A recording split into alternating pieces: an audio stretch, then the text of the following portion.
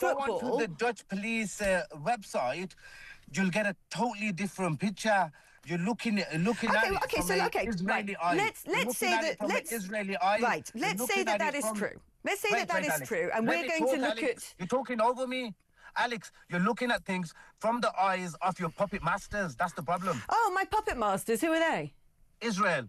There are different levels of anti-Semitism, and you wonder how low can people get? How anti-Semitic can you get? When you bring it down to the level of sports, where athletes train and trained, young, great athletes to be banned from being part of the sports team, or even coming to be able to watch a sports event. Let's watch this interview. And it's so ridiculous, but we have to watch it to know what's going on out there. Let's watch it together. We'll discuss it afterwards. Until then, please kindly subscribe to our channel so a little bit of light will push away a lot of darkness. 1st of November, it's game over for Maccabi Tel Aviv and Israel. Protesters are coming from all over the UK peacefully. We're going to protest with our families and let people know the frustration that we have.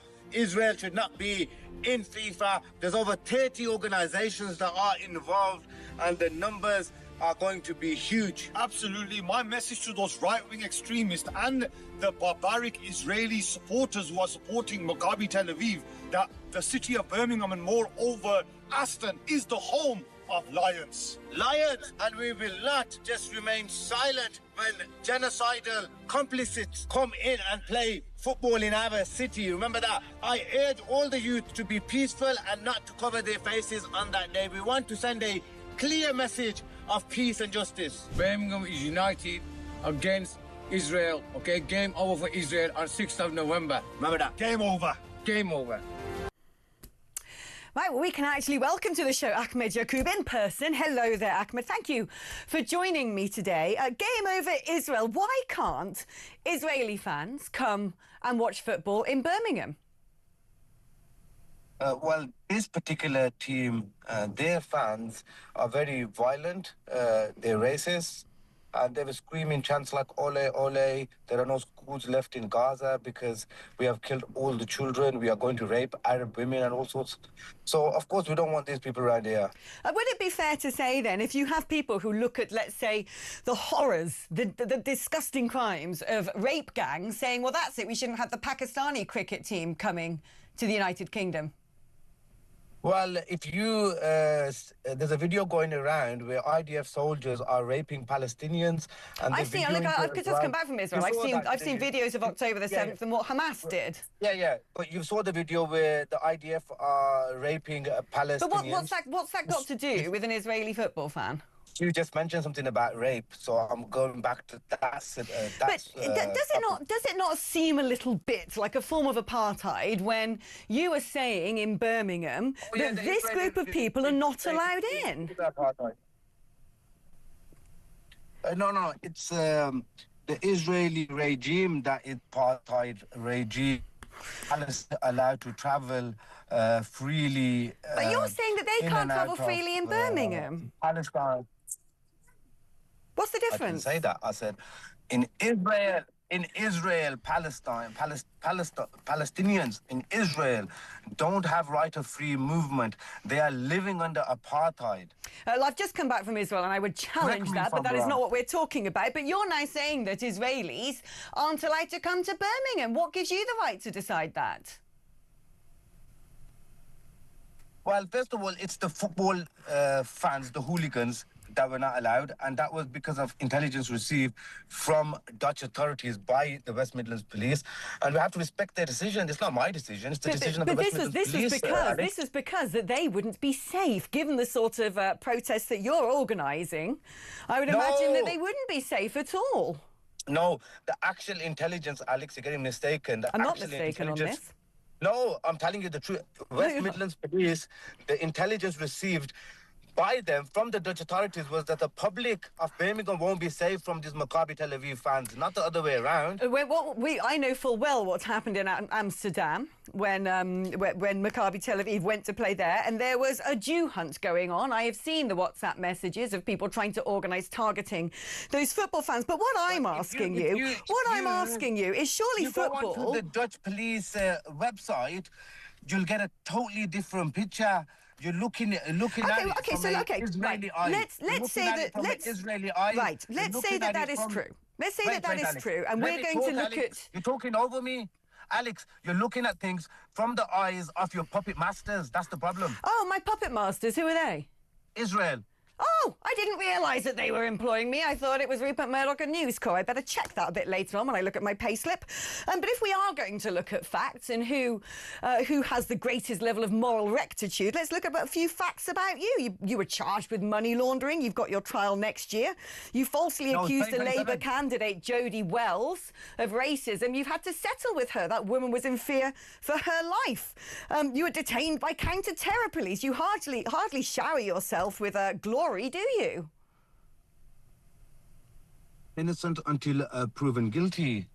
We have a rule of law in England. Yeah. And it's innocent until proven guilty, Alex. Let me ask you about that, the rule of law in England, because I've noticed one of your adverts that you've put out about your law firm, which also has a branch in Pakistan. Let's have a look. Welcome to Morris Andrew Solicitors in Pakistan. We are based in downtown DHA Sector 2.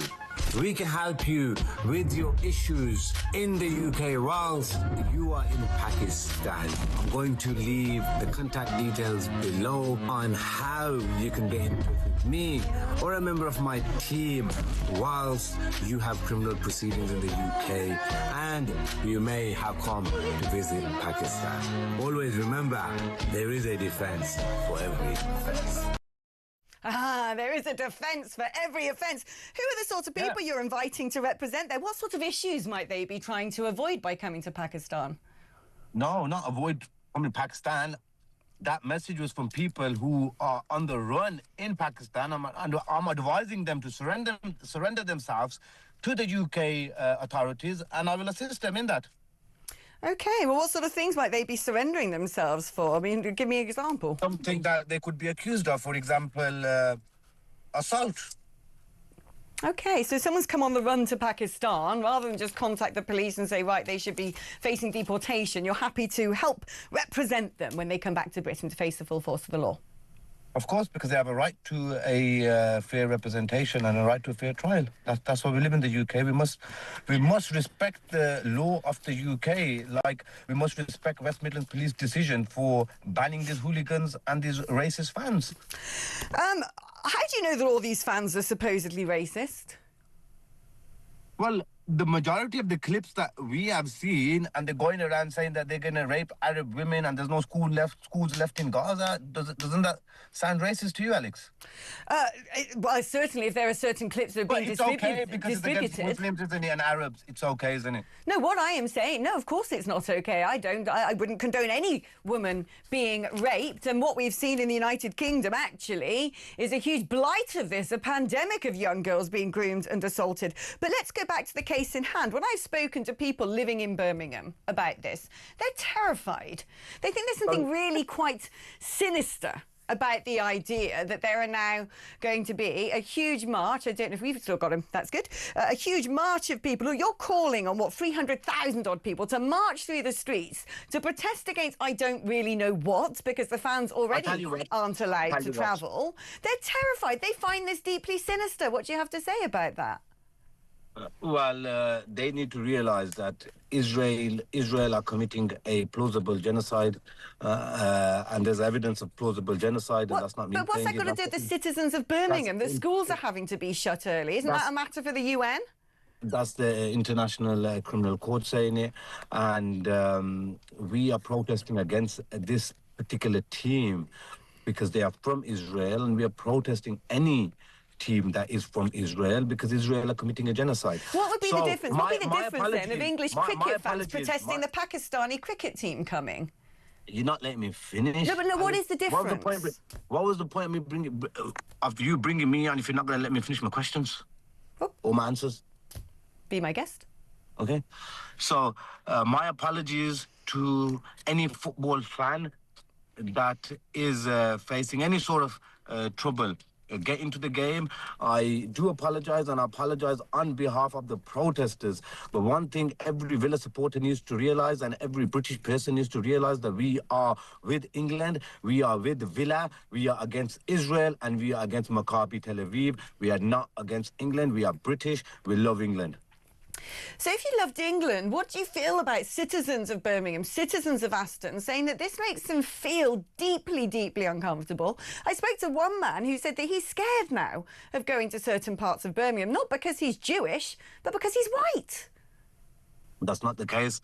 I had a lot of people in my campaign who are white, and they were assisting me in my campaign. That's utter nonsense. There are no no-go zones in Birmingham. Well, it seems to me most of Birmingham's going to become a no-go zone tonight. Schools are having to be closed early. People are having to avoid coming into anywhere near the football grounds because of this. You're encouraging up to 300,000 people to march. Well, they have it's their democratic right to march. Sorry, have you still got me? Yes, I do. Yeah, they have a democratic right to protest, and they have a democratic right to march, Alex. They're not doing anything wrong. They're not going against the law. They are staying within the remits of the law. So there's nothing wrong in what they're doing. Do you think that there's any risk of this going to break out into any sort of violence or disturbance or trouble? Look, of course, and I'll be the first to say that's why I'm at the forefront. And if you see my videos from last night, all I've been advocating for is peace, for youth not to have their faces covered, not to carry any weapons, and make this a show of peace and unity. And that's why I'm at the forefront of this, because we don't want to let the youths loose in Aston, especially if the far right are coming. There need to be buffers in place, and I'm acting like a buffer between the youth, the far right, and the police. I'm trying to assist the situation here. If I don't be on the front lines, the youth in Birmingham do look up to me, and they do listen to me somewhat. So if I don't be on the front line, it will be disastrous. If you say so. Perhaps we'll catch up once tonight has passed. Ahmed Yaqub, thank you ever so much for coming on to the programme. Well, let's speak now to Max Radford, who is a Maccabi Tel Aviv fan. Hi, Max. I mean, you shouldn't be going to this match tonight. You shouldn't be anywhere near Birmingham. You're the problem. Oh, yeah, absolutely. I mean, but Birmingham really is now a Juden-free zone. I mean, it's like 1939 Poland. As you've probably seen what they've been putting around the city, the signs, the street signs, the flags, they've literally turned it into a Juden-free zone. I mean, it's like a pre-Holocaust behaviour. But I must tell you, I really, really actually enjoyed that interview with Yaqub, because it actually showed him to be what a total fraud he is. Every single word, he said, I'm telling the truth, and then didn't proceed to tell a single word of truth. Or maybe he did one.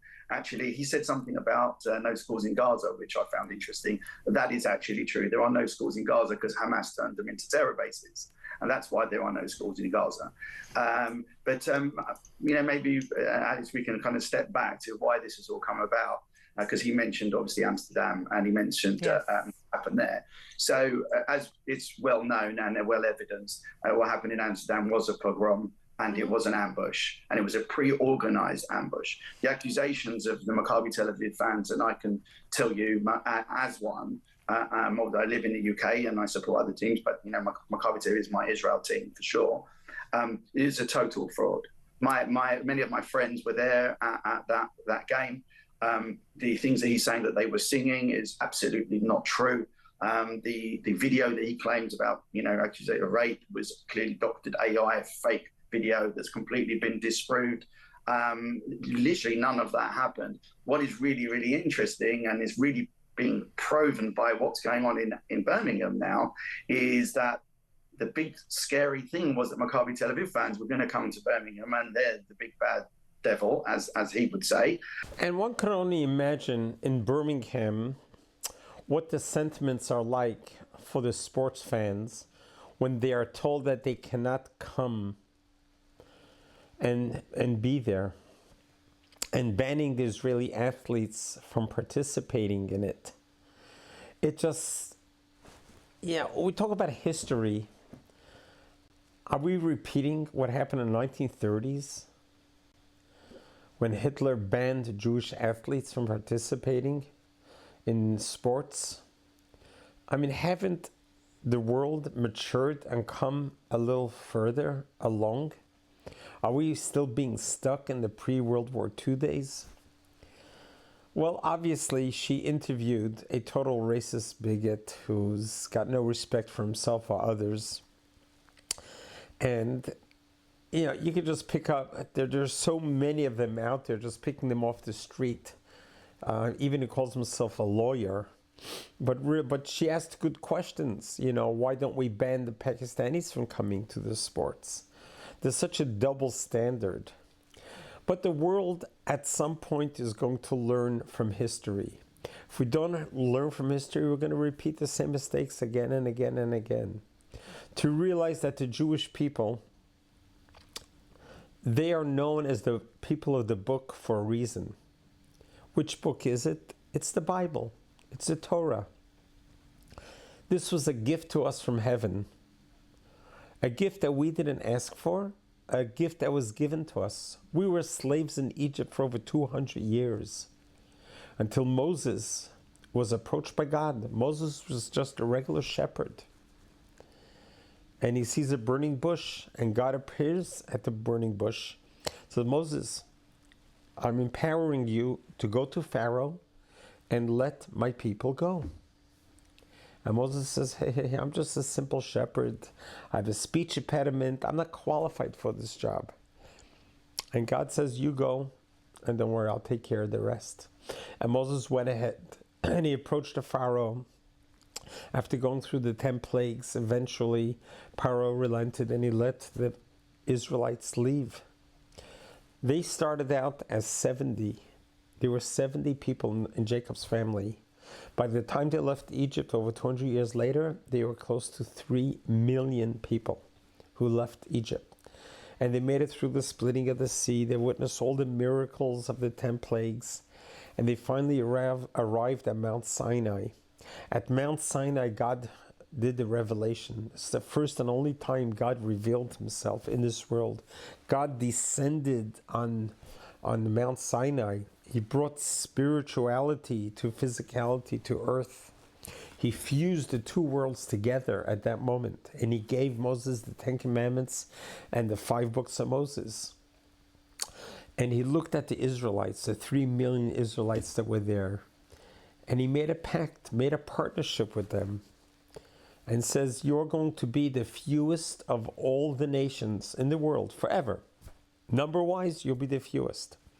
Jewish people, we're 15 million people right now in a world of 9 billion. In comparison to Christianity, to Islam, we're the smallest. However, when you follow my instructions, and my instructions to you, the Jewish people, are as follows. Be a light unto the nation. Teach the world the purpose of living. Teach the world morals, moral codes, ethics, meaning, explanation, understanding of before life, the afterlife, the during life. The Torah, the 5 books of Moses, is a manual. It's an operator's manual for the human being. You know, anytime we picked up our car from the dealership, we open up the glove compartment, we find a manual, even where to put the key in, how to operate the car. All details of the car is in this manual. That's what the Torah is. The Torah is a guide, is an operational manual of how to make it through life, how to make this journey, how to travel through life in the most comfortable, purposeful, meaningful, spiritual journey. That's what the Torah is about. And that's what the Jewish people are all about. We're people of the book because we are here to teach the world. We are here to contribute to the world. We're not here to ask what can the world do for us, but what can we do for the world. And for 3,337 years, our partnership with God will continue on living by the book. Even though it's different than all the cultures that we have encountered, even though it's against all the trendy ideals of life, even though we separate ourselves from the rest of the world. We don't eat everything that the rest of the world eats. We work only 6 days a week. We'll never work on Saturday. We are loyal to our spouse. We get married to one wife, and we build families. And you go through the whole list of what Judaism teaches us and how we don't just talk the talk, but we walk the walk. And realizing by doing that, we are kind of separating ourselves from the rest of the world. It's because we have a separate rules that we need to follow, which is okay. It doesn't make us better. It doesn't make us different. We just have different responsibilities on the world. Just like men and women, God created them. Each one has their specific missions. A man cannot carry a child because that is not his mission. A woman's mission is, if blessed, to be able to have the ability to bear children and to nurse children. But men aren't built like that. The heart is built to pump. The lungs helps with the oxygenation. The brains with our mental capacities. We don't want the heart and the brain to change its roles. Every vital organ has its specific role. And if you try crossing over, the body doesn't exist. If you shut the heart down from beating and you tell it start thinking, the body's not going to survive. You don't want the brain to start pumping blood. We all have our own distinct mission from God, and that's okay. And it's the same with religions. Every religion has its own heartbeat. Every religion has its own lane, its own theological belief system. And part of the theological belief system is to respect each other's religion, to support each other's religion, and to embrace each other's religion. It doesn't mean you have to follow another religion just because they do. And if you don't, you deserve to die. Such as the war that we're dealing with in the Middle East, where the radical Islamists believe that the whole world has to believe what they believe. If don't, we deserve to die. And that's a death cult that we're fighting all the time. And that's what this interview is about. So here in Birmingham, to really restrict sports over ridiculous propaganda, baseless hatred, pure anti-Semitism should not be tolerated or allowed. And I certainly hope that the world learns a lesson from this. You don't stop athletes or fans who want to come just have some levity in their life, some pleasure in their life, and introduce anti-Semitism, bigotry, and racism. It is so wrong. It's the antithesis to God and to religion and to our existence. So let's hope this doesn't repeat itself. God bless you. God loves you.